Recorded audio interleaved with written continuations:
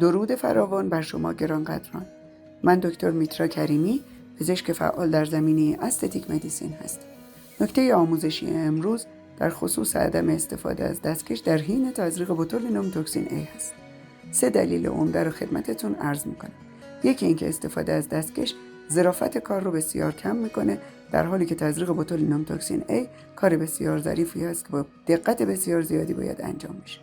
دوم اینکه سر و گردن عمده نواحی از بدن هستند که ما به تزریق بوتولینوم توکسین A مبادرت می‌ورزیم. بنابراین چون این دو عضو و سر و گردن کلاً اعضای بسیار پرخونی هستند، احتمال بروز عفونت در سر و گردن تقریباً صفر.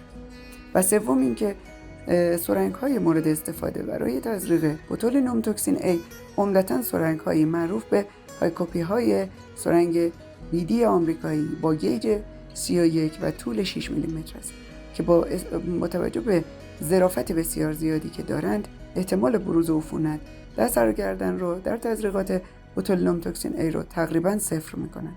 بنابراین مشروط بر این که قبل از انجام این پروسیجر برای هر کلاینت شما دستانتون رو بشویید و بعد از اون حتما از یک ماده استریل کننده برای استریل کردن دستاتون استفاده بکنید، میتونید برای انجام این پروسیجر از دستکش استفاده نفرمایید.